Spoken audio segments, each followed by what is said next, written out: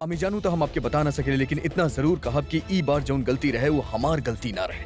लेकिन आप सबके ख्वाहिश रहे कि रामतनु साहब के मौसीकी सुने के वो सब पूरा हो गई। रात बहुत हो गई, बाप सूझ जाए। या हमार परवरदिगार, बार बार ऐसन काहे होखेला? ई दोनों के दूरी कम होखत होखत अचानक फिर बढ़ जाली। माशाअल्लाह, गजब के शमशीर चलावे ने रहुआ। राउर तलवारबाजी देख के एक पल खातिर दंग रह गईल रहे कनीज।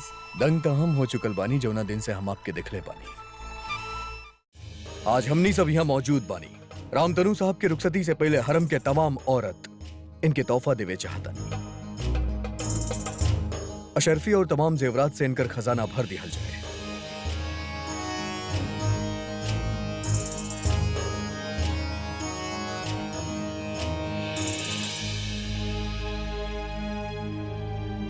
हमार मन में रउआ प्रति बहुत आदर बा शहनशाह, परंतु क्षमा करब, आज रउआ हमके नीचा दिखा देनी।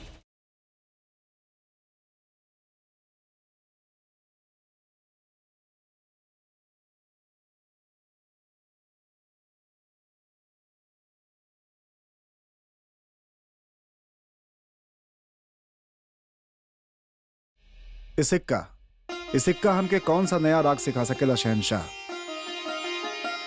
और ये गहना कौन सा नया ताल? लागत बा हर बात के आपन सुर से तोले के कमजोरी बा आपके अंदर तनु साहब। एगो कलाकार के कमजोरी खाली होकर कला होखेला शहनशाह, परंतु हाँ, सभी वस्तु के सोना और चांदी से तौले के कदाचित आदत हो गइल बा रउआ के शहनशाह।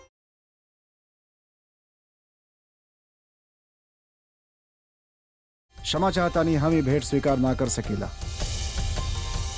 काहे? सोना और चांदी के हमार राज्य में भी कोनो कमी नहीं के शहनशाह। हमके खाली एगो शहनशाह के आदर, उनकर स्नेह, उनकर सम्मान लेवे खातिर आयल रहनी जे हमके मिलल। दोबारा क्षमा चाहता नहीं शहनशाह, हम ही भेंट अपना साथ लेके ना जा सकेला। और हम भी आपके ही लहले बगैर यहाँ से जाए ना दे। तो ठीक बा शहनशाह, फिर वध कर दी हमार, परंतु ये भेंट हम अपना साथ लेके ना जाए।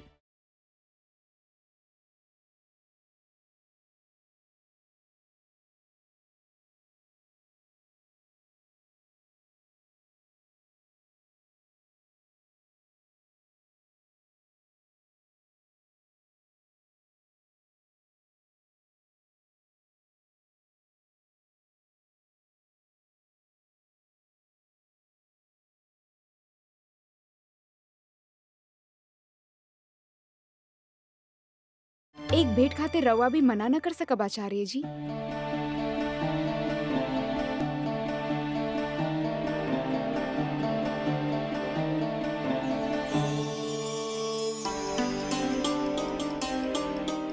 ई रवा खातिर, ए में हमार प्रार्थना बर रवा खातिर।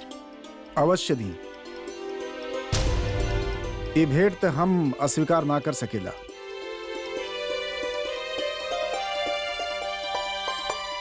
आप एकरा काहे अपना लेनी? ई भी तो सोने के बनल बा। बात ही नहीं के शहनशाह की कैसे बनल बा, बात ही बा कि में छिपल का बा। ई ओम हा। राउर बेगम जोधा एगो संगीतज्ञ के ओकर प्रकृति के अनुसार ही भेंट देनी है। संपूर्ण संगीत ही दे देनी हूं हमके। ओम भगवान शिव के प्रतीक ओम, नटराज के, संगीत के स्वामी के, संगीत के प्रारंभ जैसे हो खेला। ओम ब्रह्मांड संसार के कोनो भी ऐश्वर्य से हमके ही अधिक प्रिय बा।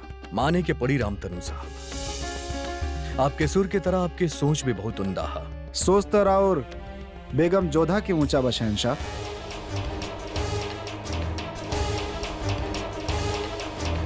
जाए से पहले एक बार हम फिर आपके मौसीकी सुने चाहता नहीं। ना शहनशाह, हम राउर मनसा अनुसार कबो भी अपन संगीत के प्रस्तुति राउर सामने ना कर सकेला। संगीत स्वयंभू स्वामी है, मन के नाद से निकलल स्वर जब चाही स्वयं प्रकट हो जाए। रामतनु साहब, हम आपके गायकी के कायल बानी। दावा बा हमारा आपसे कि एक ना एक दिन हम आपके फिर से मौसीकी सुनो। बीमार तो आप अपना राजा के कहे से आयल रहनी, लेकिन एक दिन हम आपके जीत के आपन आगरा में लेके आए। रउआ शहनशाह बनी, राजाओं के राजा, सम्राट बानी रहुआ। रहुआ राज जीत सके नहीं, परंतु एगो संगीतकार के ना, ओकर संगीत के ना जीत सके नहीं रहुआ।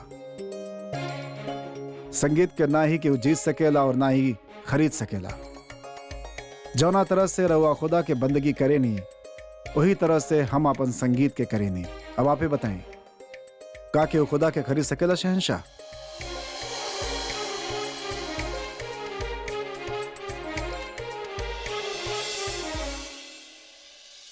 आज्ञा दी। प्रणाम।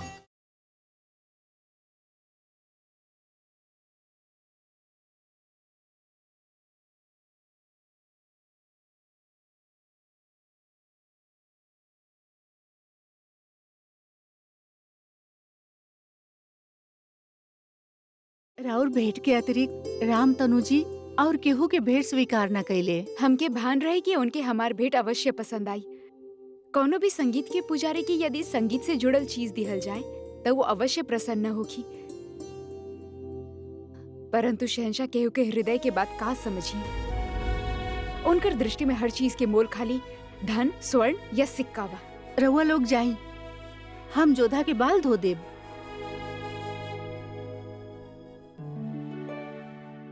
हम जानिले कि तू शेष दासियन के बाहर काहे भेजलू हा। का बात बा? जोधा, अगर शहंशाह धन और सिक्का के भाषा समझते त राउर जन्मदिन पे रउआ के कान्हा के बांसुरी और मयूर पंख भेंट में न देते। ये सोचल अनुचित होगी कि वो हृदय के भाषा न समझेले। यदि हृदय बा भी त खाली ओमे कुटिलता ही भरल बा। जैसे वो बेनजीर के ना केवल अपना पास बैठेले बल्कि हमार वस्त्र भी दे देले होगे पहने खातिर। यदि रउआ से पूछते त का रउआ अपन वस्त्र बेनजीर के देती? ना ना। मोती, तू हमार सखी बाड़ू की शहंशाह के दासी। जब देखा उनकर पक्ष लेत रहलू, जाने लू ना वो हमरे साथ कैसन व्यवहार कर रहल बाड़े, तब तू उनकर सराहना कर रहल बाड़ू। अच्छा रउआ ये बताई कि रउआ शहंशाह से क्रोधित बानी की बेनजीर से?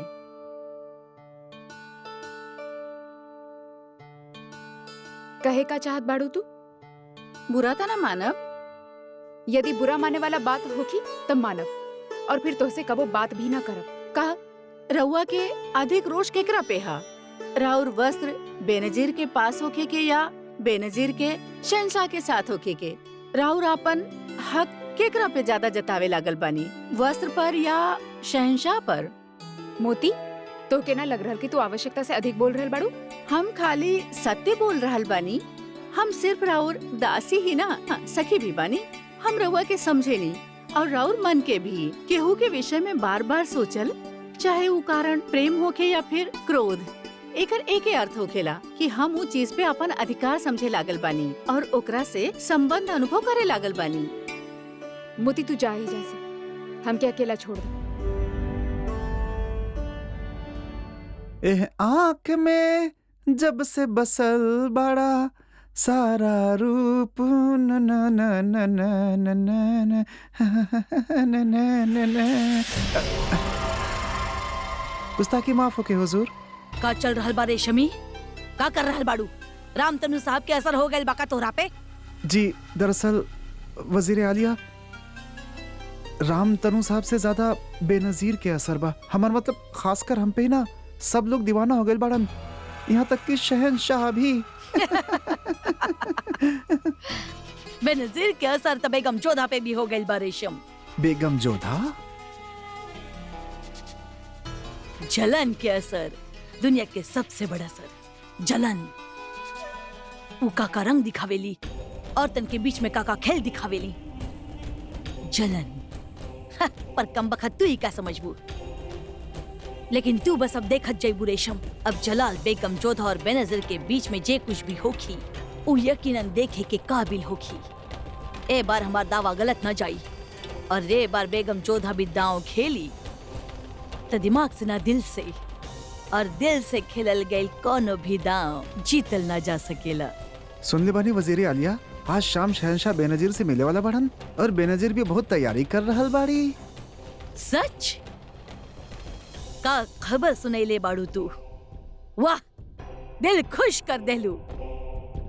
एगो बात बताव, इतना अच्छा खबर तू लावेलू कहाँ से? हुजूर, रउआ से ही सीख ले बानी।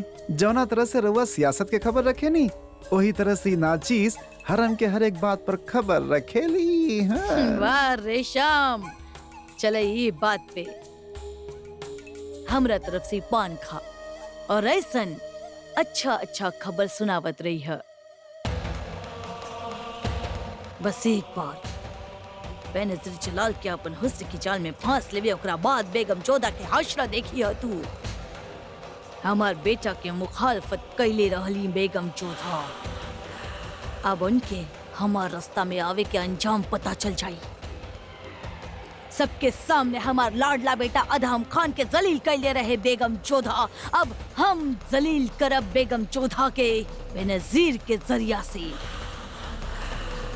बेगम एक खास के अहदा देले रहल ना जलाल बेगम जोधा के, हम बेगम आम बनाइब बेगम जोधा के। हम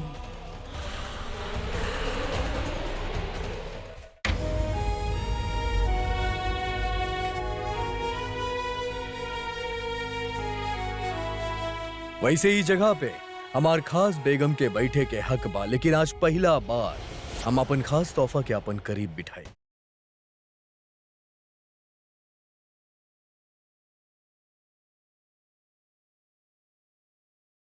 इला शमशेर, एकरा ई तरह मजबूती के साथ दोनों हाथ से पकड़ल जा रहा।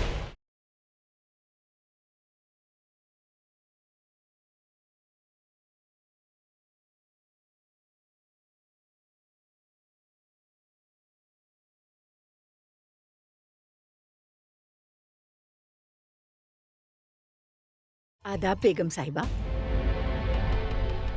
राउर शौक में खलल डाले खातिर हम माफी चाहता नहीं। का कहे के बा? गुस्ताखी खातिर कनीज माफी चाहतिया। कनीज के ना इतना हैसियत बा ना इतना हिम्मत कि बेगम साहिबा के लिबास पहने, मगर शहंशाह के हुक्म से हमें पहने के पड़ल। हम लिबास वापस लौटावे आइल बानी। रउआ एके रख सकेनी। हाँ, यदि रउआ के केहू के उतरन पहने में आपत्ति नहीं है। हम खुशी से रख लेब। हम के राउर कौनो भी उतरन के अपनावे में कौनो भी एतराज नहीं के। देखी ना, इहो त राउर ही उतरन बा, मगर लागता कि कहीं ई बात रउआ के तकलीफ ना दे देवे। हमार कहे के ई मतलब बा कि शहंशाह रउआ के तोहफा देले और मुगल सल्तनत के शहंशाह बड़ा खुश है के कौनो भी दासी के कुछ भी दे सकेले। ऊ त बा, मगर बांदी के अगर बेगम के जगह बिठा लिहल जाए तो शायद ई बात से बेगम साहिबा के बुरा त लग सकेला। शायद ई बात से रउआ दोनों के बीचे कुछ हमनी के बीच जे भाई उ पति पत्नी के मध्य के बात है। ओमे हम केहू के आवे के अनुमति ना देब। ई का कह रहल बानी रउआ बेगम साहिबा? रउआ के लागता हम रउआ दोनों के बीच में आ गइल बानी? ना बेगम साहिबा, मगर हमरा के लागता कि शहंशाह हमके अपने पास ला रहल बड़े। देखी ना, आज रात खातिर हुकुम फरमाइले बाड़े। आज रात शहंशाह हमरा पास आवे वाला बड़े।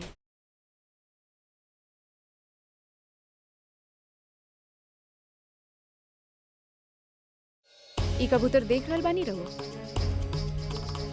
कबो कबो शहंशाह के मन आ जावेला तो एमे से कौनो की चुन के दाना डाल देवेले। अब यदि ऐसे स्थिति में कबूतर अपना आप के विशिष्ट समझे तो ये इनकर मूर्खता होगी। चलो मोती। जाकिरा, हमके लागता हम जोधा बेगम के दुखत रख के महसूस कर लेनी हा। पर हमके लागेला कि रउआ गलत जगह अपन वक्त जाया कर रहल बानी। राउर मकसद? हमार मकसद हम बेहतर जानी ले और रोके पावे के तरीका भी। पंछी के दाना डाल के ललचावल जाला और जब वो पास आ जावे तो ओके पकड़ लेहल जाला। अब तक वक्त ही बताई जोधा बेगम के कि दाना शहंशाह हमके डाले बड़े कि हम उनके। तो पहुंच बादशाह तक हो गई बात। जोधा बेगम के तरफ ध्यान काहे बा रउआ के? कहे कि शहंशाह ई बेगम से कुछ ज्यादा ही नाराज बड़े और हम ही नाराजगी के फायदा उठाए।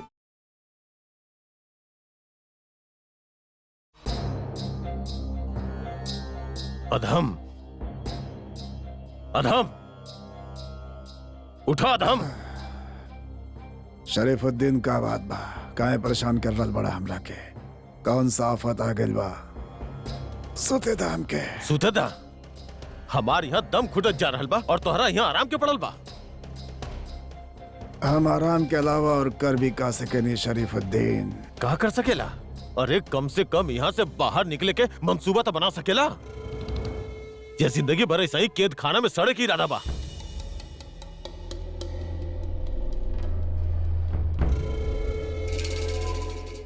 शरीफुद्दीन, तोके का लगा था कि हम बेवकूफ बानी। हम ही सब सोच चुकल बानी और यहाँ से बाहर निकले के कोनो रास्ता नहीं खे। हमने कुछ ना कर सके नहीं। तू नहीं खा कर सकत, मगर तोहार अम्मी जान तक कर सकत आड़ीन। वजीर आलिया बाड़ी हूँ, इतना ताकत बा उनकरा में। अधम, हमरा तो लगा था कि तोहार अम्मी जान के तोहरा से ज्यादा अपन ओहदा के पड़ल बा। शरीफुद्दीन,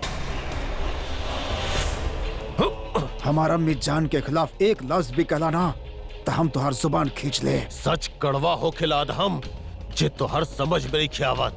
हम ना समझ नहीं खी। अरे इतना जानीला कि तू बुजदिल बाड़ा। यहाँ से डरा के भागल रहला, भगोड़ा बाड़ा तू।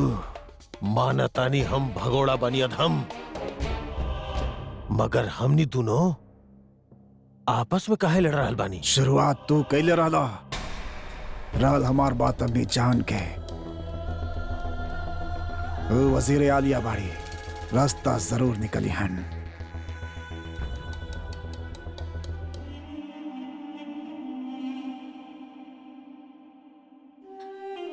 एक तबीला सा गुजर रहल बाद हम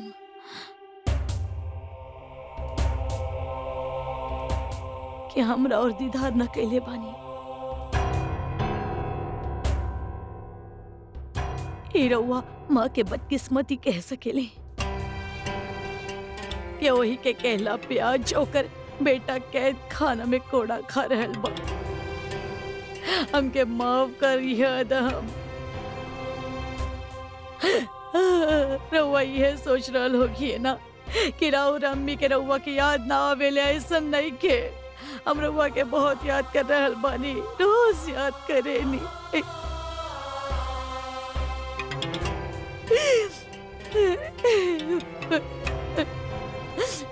रउआ के लग रहल होगी कि हमार अम्मी कुछ न कर रहल बानी हमरा खातिर, त ऐसन बात नहीं खे अदम। हम पे यकीन करा, हम बस एगो मौका के तलाश में बानी। वो मौका मिला थी हम रउआ के कैद खाने से बाहर निकालब। बहुत याद आवेले रउआ के अदम। रउआ के बाहर निकाल के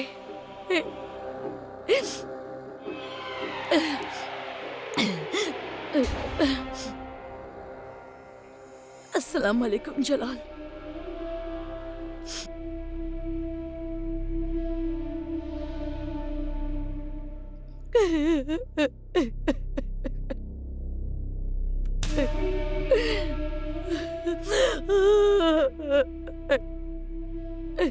आप अदम खान की वजह से रोवा तानी ना? माफ करिए जलाल, चाहे जितना भी कोशिश कर ली लेकिन ममता से मगलूमी आग अश्क पर हो ही जावेली। माँ बानी ना हम, जौन बेटा के मालदा के सुबेदार बना देख ले बानी।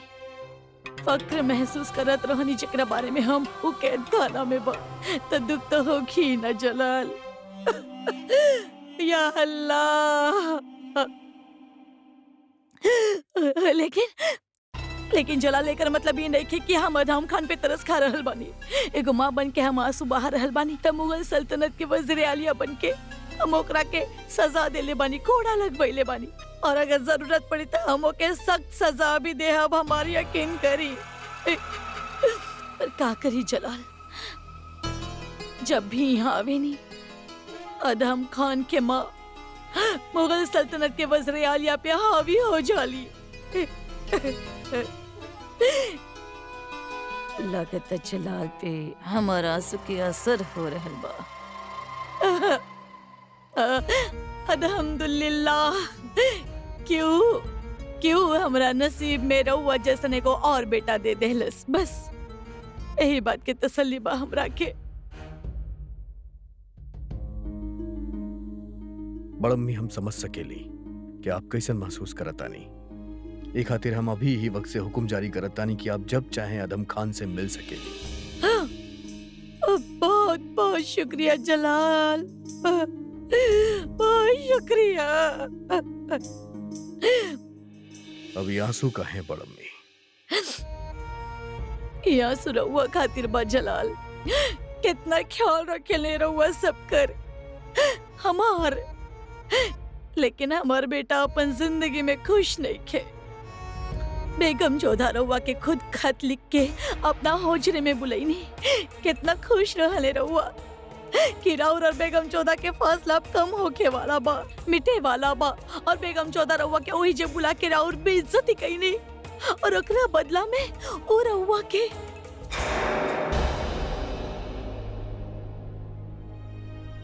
बड़म्मी हम ई बारे में कोनो बात ना करे चाहतानी, और रहल बात हमार बेइज्जती के, तो हम वो बात के बदला सूद समेत वापस लेंगे।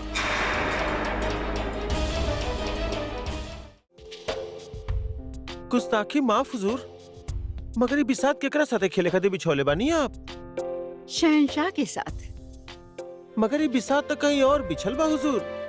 सुनले बानी बेनजीर शहंशाह के आज रात बुलौले बाड़ी। वो बांदी बेनजीर।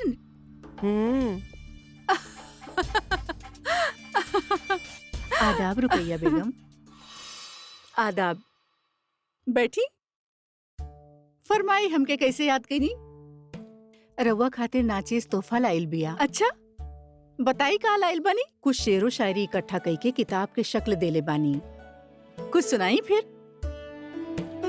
के बा कायनात पे जेकरा पे वक्त बेअसर, वक्त हर शय के बदल देवेला, नूरे आफताब शाम के ढल जाला, फिर नीला आसमां भी शाह नजर आवेला। बहुत खूब, राउर शायरी में बहुते वजन बा। जी शुक्रिया। आई हमरे साथ एगो शतरंज के बाजी खेली। जी वैसे रुकैया बेगम, रउआ एके गुस्ताखी ना समझी त हम रउआ से राउर हंसी की वजह जाने चाहब। वजह बहुत बड़बा सलीमा बेगम हमके होशियार बतैलस कि वो काबुल से आइल बांदी शहंशाह के बुलैले बिया अपना साथ रात बितावे खातिर। होशियार। हमार वादा बा तोहरा से, अगर शहंशाह वो बांदी के पास गईले त हम अपन ओहदा एक दिन खातिर तोहरा के सौंप देब, और हम तोहार खिदमत करब। हुजूर, फिर तो हम खुदा से दुआ करब कि हम ई शर्त हार जाए, रउआ से खिदमत करावे से पहले अल्लाह हमरा उठा लेवे। वैसे रुकैया बेगम, एगो बात कही हम रउआ से।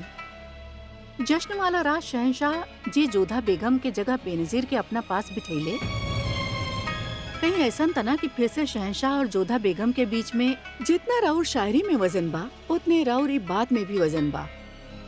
मगर जे भी भइल, हम दावा के साथ कह रहल बानी कि शहंशाह वो बांदी के पास ना जाई हैं, काहे कि बांदी लोग शहंशाह के हुक्म पे आवे नी, शहंशाह बांदी लोगन के हुक्म पे ना।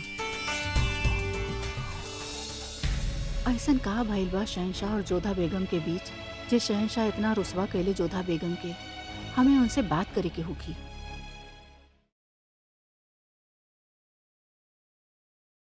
बेगम साहिबा, रउआ याद फरमेली हमके? जी हाँ, लेकिन बैठे के ना कहनी। हम बैठल ना बानी, हम खड़ा बानी। झूठ मत तोला, हम जाने ले रउआ बैठल बानी। ना बेगम साहिबा, हम खड़ा बानी।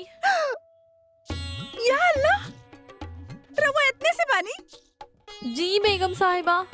ठीक बा, रउआ खड़ा रही, हम बैठ जाता नी। दरअसल ना हमके ना खूबसूरती के राज जाने के रहे। रवा बताई। शुक्रिया। रउआ ऐसे हमार मजाक काहे उड़ा रहल बानी? ना बेवकूफ, बेनजीर के खूबसूरती के। रवा हमके एक राज बताई है। ओ, दरअसल तरह तरह के इत्र, तेल मालिश वगैरह करत रहेली बस। ठीक बा, तो हमके ना वो सारा तेल इत्र सबका नाम चाहिए। ठीक बा, चला जाइए अभी यहाँ से। हुकुम वजीर आलिया। और काका शौक रखे नहीं रउआ की बेनजीर। अच्छा नाचेली और शिकार करल भी बहुत पसंद बा उनके। ओकरा बारे में तो हम भी जाने ली कि शिकार बहुत अच्छा करेनी। बस खंजर के जगह अपन निगाह के इस्तेमाल करेनी। जाब जी। अम्मी जान, कितना मजा आई ना। रवा के पता बा, हमके ना बेनजीर के खूबसूरती के सारा राज पता चल जाई। अब बहुत जल्दी महल में हम सबसे खूबसूरत बेगम होखब। लोग रवा के वाह वाह करिए कि राउर बहू कितना खूबसूरत बिया। बाना अम्मी जान। हाँ जाविदा बेटा, बहुत ही जल्दी उ दिन आई, लेकिन ओकरा खातिर रउआ के एगो और खास काम करे के होखी। करबू? रउआ के आफताब से इल्तजा करे के होगी कि वो मगरिब में तुलू हो जाए और मशरीफ में गुरूब हो जाए। समझ लू? सोची बारे में सोची। तो अम्मी जान चाहता नहीं कि हम सूरज से कहीं कि वो पश्चिम से उगे और पूरब में डूबे, पर सूरज हमार बात काहे सुनी। अम्मी जान भी ना लागता उनकर उम्र उन पे हावी हो रहल बा। तो आज हम सीखनी कि हमार अम्मी जान बुढ़ापा के और करीब आ रहल बनी। या अल्लाह।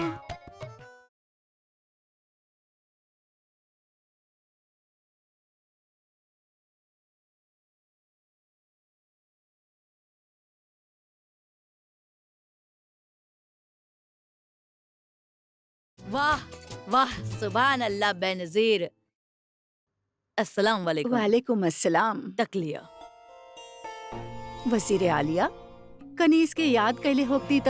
बेनजीर, प्यासा कुआं के पास जावेला, कुआं प्यासा के पास ना आवेला। या खुदा, हमारी मजाल कि वजीर आलिया के हम प्यासा रखे। बात बहुत अच्छा करे नी रउआ। अगर रउआ के एतराज ना होखे तो थोड़ा काम के बाद भी कर ली। बेगम जोधा के साथ रउआ का बात करत रहनी बेनजीर? बस थोड़ा से गुफ्तगू करत रहनी। उहे जाने चाहतानी कि का गुफ्तगू होखत रहे रउआ दोनों के बीच में। इतना दिलचस्पी काहे बा रउआ के? सुन ले रहनी कि रउआ बहुत शातिर बानी बेनजीर, लेकिन एगो बात कही, हमार सवाल के जवाब सवाल ना होखे तब बेहतर होगी। माफी चाहतानी। दरअसल हमके महसूस हो रहल बा कि जोधा बेगम के हमार मुगल सल्तनत में होखब अच्छा न लागेला। शहंशाह उनके जगह हमके बिठाइले, शायद उनके उहो भी अच्छा न लागल। यही खातिर हम उनकर मन टटोलत रहनी। जैसन हम सोच ले रहनी वैसने निकलनी रहुआ। बहुत समझदार बानी रहुआ, और जे समझदार हो खेले वो हमार नजर में बहुत जल्दी उठ जावेले। और जे राउर नजर में ऊपर उठ गइल, ओकर ओधा ऊंचा हो जाला, है ना? बेशक। फिर तलागता जोधा बेगम आपन ओहदा बहुत जल्दी खोवे वाला बानी। काहे कि हम महसूस कैनी हा कि वो राउर आँख में भी उठनी ना बल्कि खटके नी। बेनजीर, बहुत तेज दिमाग बिया राउर पास, ये बात हमके पसंद आई। लेकिन राउर दिमाग से ज्यादा राउर जुबान ज्यादा तेज चलेले, माफ करी है, ये बात हमके पसंद ना आई। जे लोग आगे बढ़े चाहले जिंदगी में, वो दिमाग चलावेले और जुबान के काबू में रखेले। अगर बहुत जल्दी ऊ मकाम हासिल करे चाहत बाड़ू जकरा बारे में शायद रउआ सोच ले भी ना होखी है, त जैसन हम कह रहल बानी वैसने करी। एक बात याद रखी है, शहंशाह हमके बड़ी अम्मी जान कहले, एही से हमार नजर में हमेशा उछल रही बेनजीर खटकी हमर। जलाल के अगर जल्दी करीब पहुँचे के चाहतानी तो जैसन हम कहत बानी वैसने करी। खुदा हाफिज।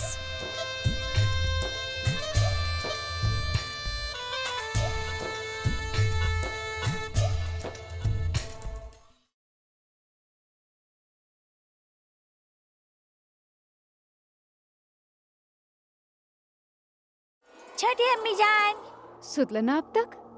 कहानी सुनले बिना नींद ना आवेले ना हमके, सुनाई ना। आज राउर छोटी अम्मी जान के मन ठीक नहीं खे, कल सुना दे अब। ना, जब तक रहुआ कहानी ना सुनाइब हम एहिजा से ना जाइब। रहीम, जब छोटी अम्मी जान बोल रहल बानी कि उनका दिल नहीं खे, तब फिर जिद का है? कहानी वो रउआ के कल सुना दे हैं बेटा। इतना सर्दी में रउआ बिना गरम कपड़ा के यहाँ का कर रहल बड़े? रउआ जाई यहाँ से। हम रहुआ से बात ना करब, छोटी अम्मी जान से भी बात ना करब।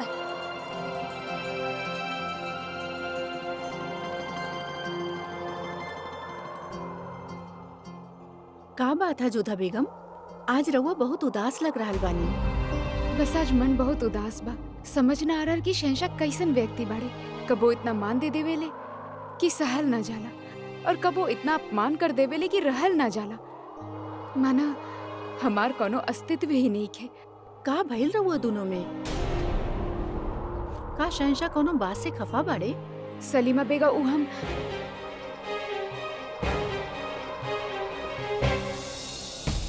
ना कह पा रहल बानी दा, तकलीफ मत करी। कुछ कुछ तो समझ रहल बानी हम।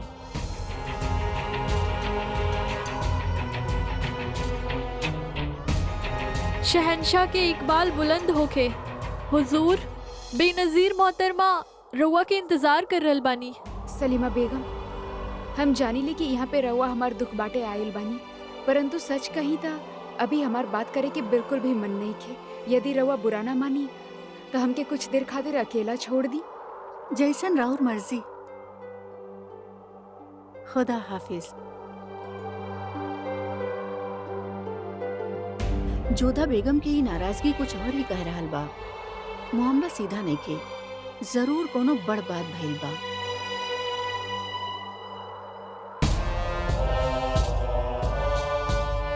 उनसे कहिया कि अगर हमसे मिले चाहता नहीं तो वो हमरा पास आए, हम उनके पास ना जाए। उनसे कहिया कि अगर वो हमसे मिले चाहता रही तो हमसे अंगूरी बाग में आके मिले। जे हुक्म शहंशाह।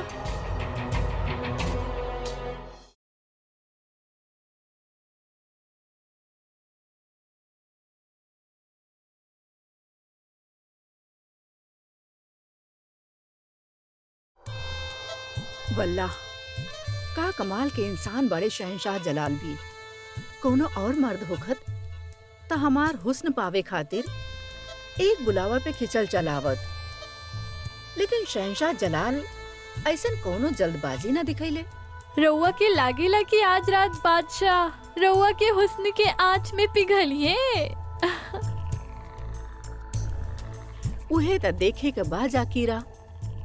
आज तक हमार हुस्न के आग से केहू न बच पाएल, लेकिन शहंशाह जलाल थोड़े से अलग बड़े।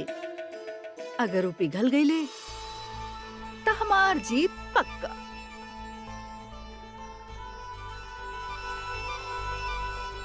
चली ना जाकीरा, आज तू हमके छोड़े ना आईब, हम खुदे चल जाइब।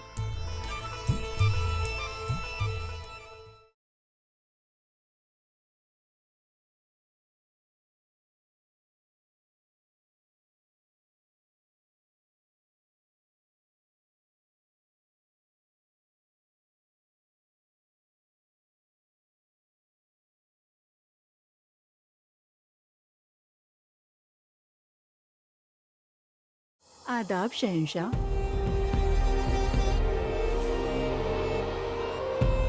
हवा बहुत मेहरबान बा आज। ई बात हवा में आपके उड़द जुल्फ बहुत खूबसूरत लागता। बहुत खूब। हमार कंधा पे रख के निशाना कहीं और लगा रहा बड़े शहंशाह। जोधा बेगम की वजह से एक बार फिर शहंशाह के नजर हमसे भटकल बा। वैसे हम आपके इंतजार करत रहनी। शहंशाह इंतजार करत रहले, एकरा खातिर कनीज माफी चाहतिया। कौनो बात ना, इंतजार के बाद मुलाकात के मजा ही कुछ और होखेला।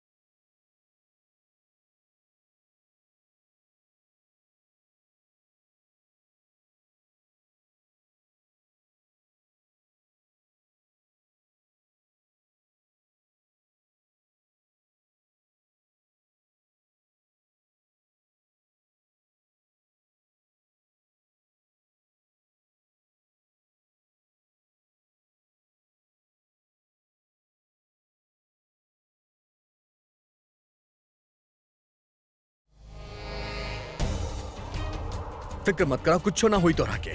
बहुत ठंड लग रहा बा। खड़ा होके हमार मुंह का देखा तेरा, जा जा जा के शाल लेके आवा, वो गर्म पानी लेके आवा।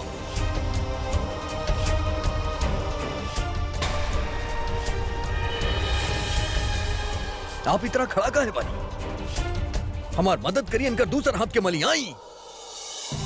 जल्दी लावा रखा यहाँ पे।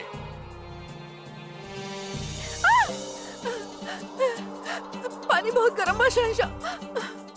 अहमद बाड़ू का ना जाने लू कि सिकाई खातिर इतना गर्म पानी ना होके के चाहिए। ले जा एकरा के।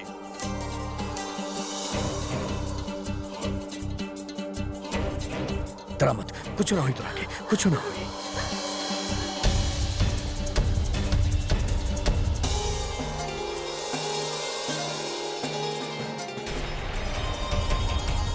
इनकर अच्छे से ख्याल रखिए, इनकर हौसला में ले जा।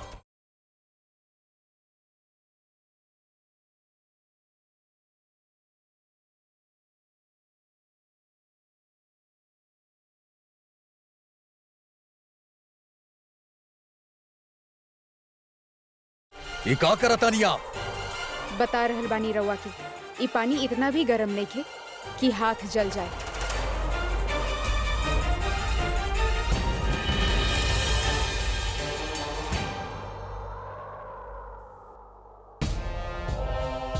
बेशक पानी गर्म ना रहे जोधा बेगम, मगर एगो बांधी के बढ़त अहमियत के देख के आपके जहन में जौन जलन पैदा होत रहे वो आपकी नजर में साफ दिखाई देत रहे। अब हम आपके जलन के और बढ़ाई, ये दुखत रख और दुखाई, तब आपके एहसास हुई कि आप हमार कितना बेइज्जती कैले बानी।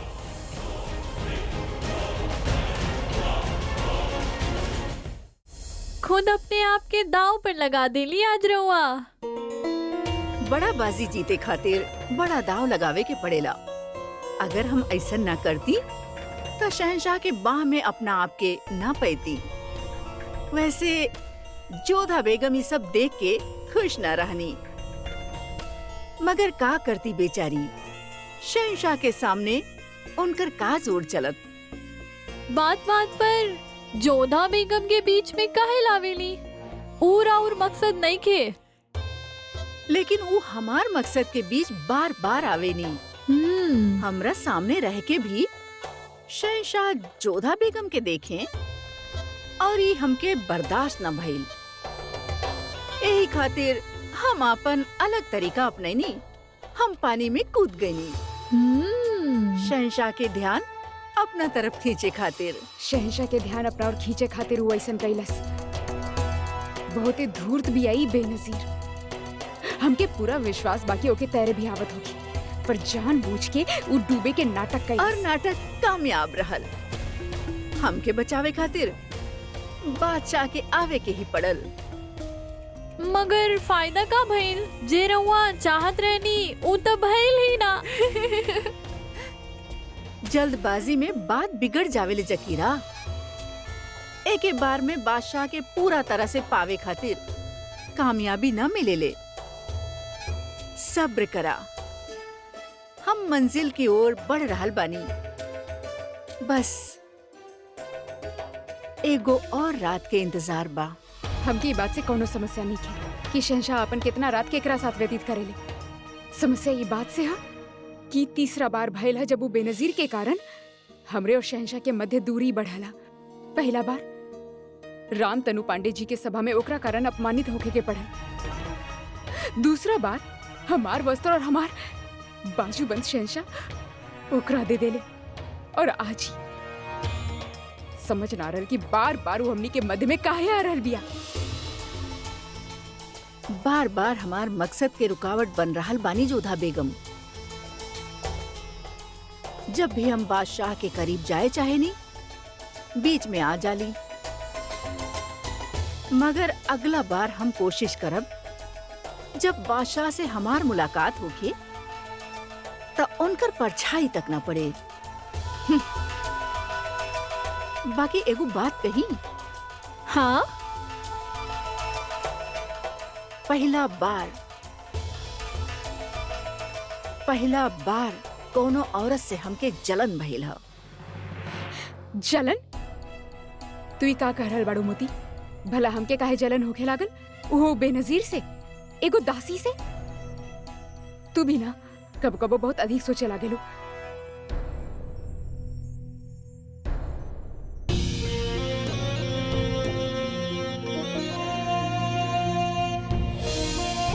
ये का करता नहीं आप? ये पानी इतना भी गर्म नहीं है कि हाथ जल जाए।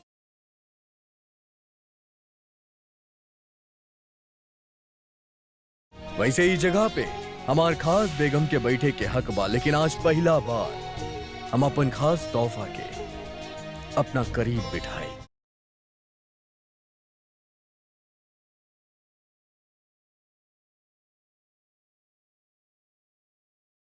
अब यकीनन ये बहुत खूबसूरत लगता।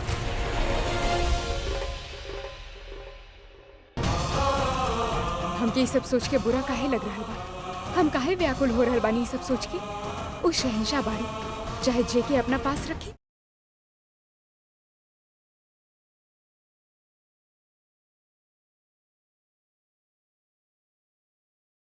ना आप हमके अपना पास आवे देवेली, ना ही केहू और के पास जाए देता। आखिर आप हमसे चाहे ली का चौथा बेगम? ही जलन का है। जब आप हमके ठुकरा चुकल बानी तो ही जलन का है। शहंशाह!